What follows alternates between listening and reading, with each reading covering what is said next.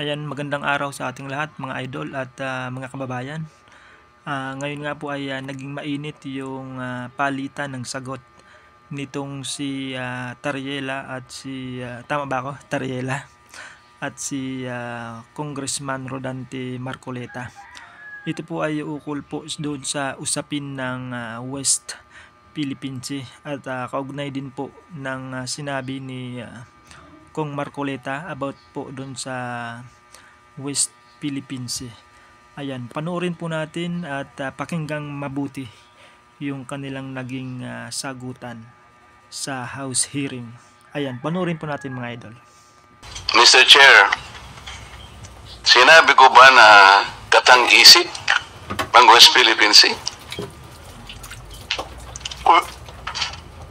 I cannot recall, Mr. Chair. Hindi, kasi ang salita mo dyan, merong nagsabing katang-isip. Sinabi ko ba na katang-isip ang West Philippine Sea? I said I stand by the statement of the President. I did not mention you said it, sir. Meron kang katang-isip na sinabi dyan eh. To whom are you referring that? No, sir. The katang-isip phrase was the President's statement during his SONA. I just merely restated the statement of President Bongbong Marcos. Kaya nga, when he you are now presented it to SONA. Kaya mo lang nilabas yan after I said that there is no such thing as West Philippine Sea. But that is in context of the fact that it is not yet registered in the International Hydrographic Organization. Alam mo, Commodore, ang procedure. Tama. Mr. Chair? No, you have to answer, Mr. Chair. Alam mo yung procedure kung paano maitatala, kung paano natin papangalanan ang isang karagatan na tayo ang may-ari. You know the procedures, right? With respect to the 19th Congress who passed the You have Republic to Act answer my question, 1064, Mr. Chair. the Philippine Maritime Zones Act, sir, the West... Kindly repeat your question. You know, Commodore, the procedures on how we can register the name of a maritime area that we control or that we believe it is ours. You know the procedures on how Yes, to sir. register. Okay.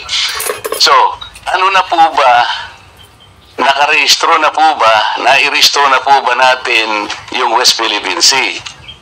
Sir, with regard to your question, there must be a legislation and then submit it to the international... Oo nga, meron na po Hydrographic tayong Organization. legislation. Yes, As a sir. matter of fact, nagagawa na po yung Congress. Kailangan po talaga yon. Yes, sir. Nagpasimula tayo sa administrative order pero kulang yon.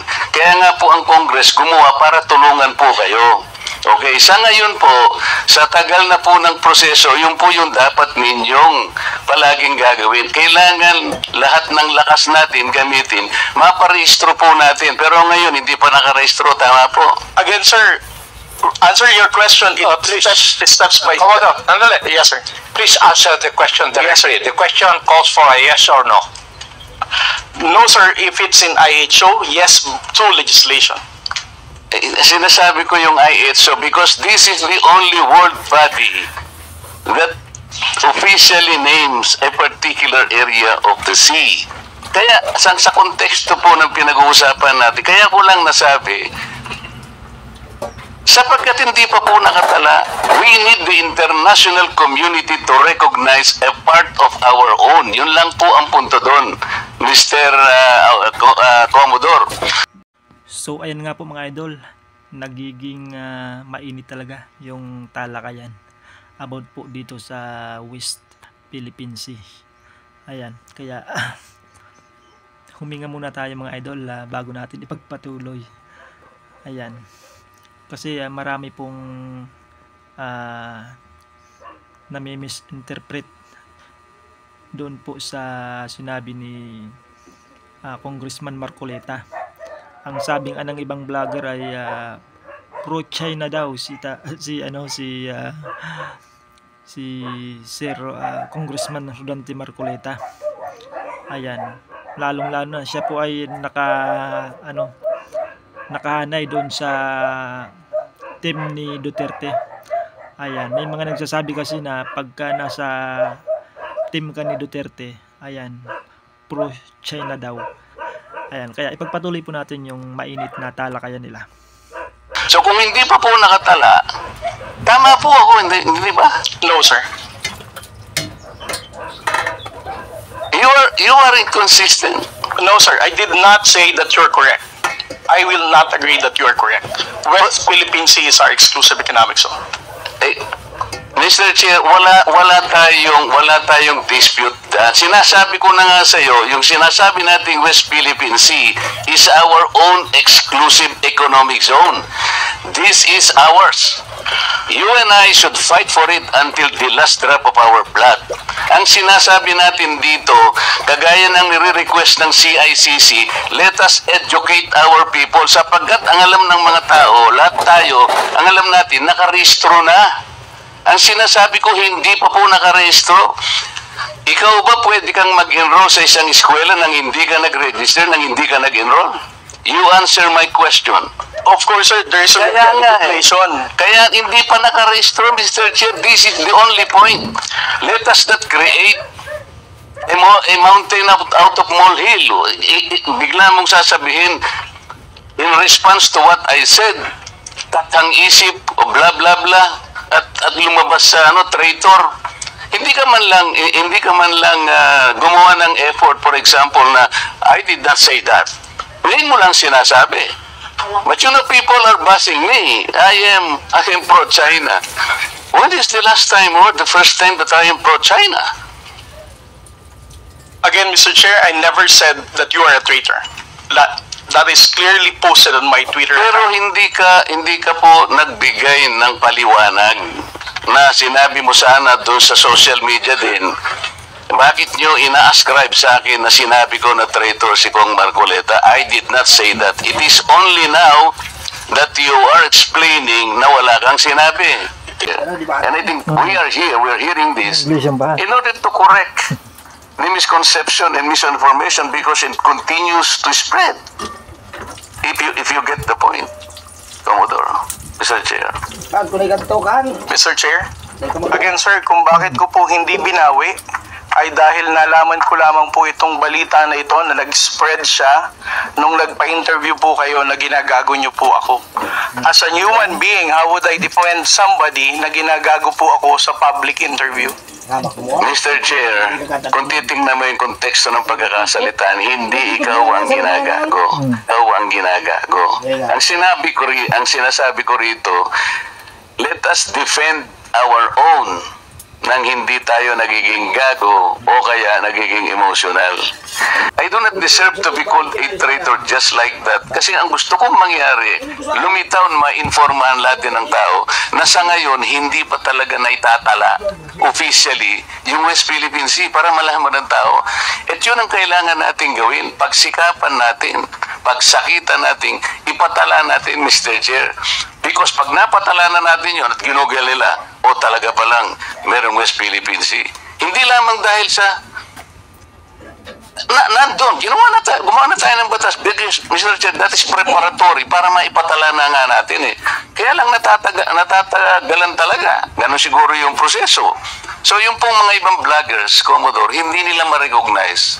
Kaya example ko kanina, ginugoogle, wini-waste ni Congressman Barbers, yung kalye na nirehistro na ginagawa lang ni Congressman Paduano, hindi po niya makita. So nagkakaroon ng confusion. So the tendency to be misinformed proceeds from the fact na hindi pa talaga na ipatala, sir.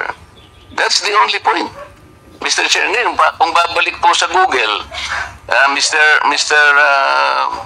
YouTube, ito kumakalat, lumalakad, but you're not doing anything to control this. So, ang dami, ngayon, nagbabas sila sa akin, si Marcoleta, pro-China. Ngayon, may lumitaw na naman through your platform. Lahat po ng senador na kagrupo ni ganito, lahat po sila ay pinopondohan po ng China. Nandito ngayon. I will show it to you before you leave, sir, na lumilitaw na naman dito.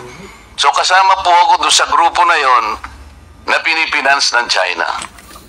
Ganun po eh. So it becomes now an election misinformation that will impact on the credibility of the election. Maaaring mamislead po na naman ang mga tao. Yun po yung ating gustong ayusin, yung misconception and misinformation. Lumitaw lamang po kasi sa kawalan ng information na hindi pa po natin naipatala, Commodore. Hindi pa nakatala talaga officially. Tayo-tayo po, walang problema eh. Kung tayo-tayo lang. Sapagkat yung bahagi na yun ng ating karagatan, may pangalan man yan o wala. Sabi ko nga sa iyo kanina, tayong dalawa ilaban natin yun hanggang sa huling patak ng ating dugo. Atin yun at walang makakapagpabago doon. Ang problema, nagkakagulo tayo because of that misconception. Walang masamang tinapay doon, Mr. Chair. I want to explain that. Ngayon, ako nagpapasalamat ako sa iyo at sinabi mo ngayon, naliwanagan, na hindi mo pala sinabi yung I am a traitor. So salamat kahit nahuli. Sabi nga natin, Mr. Chair, huli man daw at magaling, nayahabol din. Kaya lang ang problema ko ngayon, Mr. Chair, yun pong kumakalat na akala nila sinabi mo. At lumaki nga, sapagat siguro, dahil medyo nasaktan naman ako, nakapagsalita ako ng wag nating depensa ng sariling atin na magiging emotional tayo o kaya nagpapakagago tayo. So, kaya lumaki ng lumaki. Ayan po mga idol, base po sa ating napanood at narinig mula kay Congressman Marcoleta na siya po ay hindi po pro-China. Ayan, maliwanag po yun mga idol ha. Si Congressman Marcoleta po ay hindi po pro-China. Ayan. Binibigyan lamang ng ibang kahulugan ng ibang mga nagpapakalat sa social media na di umano si Kong Marcoleta ay pro-China daw, lalong-lalo na siya ay nakahanay sa Team Duterte. Ayan, kaya maliwanag po na nasasagot po yung mga tanong ng iba tungkol po dito sa sinabi ni Congressman Marcoleta about po sa usapin ng West Philippine Sea. Ayan, tama naman po yung sinabi ni Kong Marcoleta na wala pa naman West Philippine Sea kahit i-search mo sa Google, 'di ba? Kaya ang dapat gawin ay gumawa ng hakbang para maitala na sa pambuong daigdig na talaan para maisama na yung West Philippine Sea, lalo na kapag sinesearch na sa Google. Ayan, lalong-lalo ng mga taga-ibang bansa. So ayan po mga idol, hanggang dito na lang po muna yung ating mga reaction video. Ayan, kung hindi pa po kayo nakapag-subscribe, ayan, mag-subscribe na po kayo mga idol para lagi po kayong updated sa ating mga reaction video, lalong-lalo na sa mga usaping pang-politika. Ayan, maraming salamat po at ingat po tayong lahat. Bye-bye.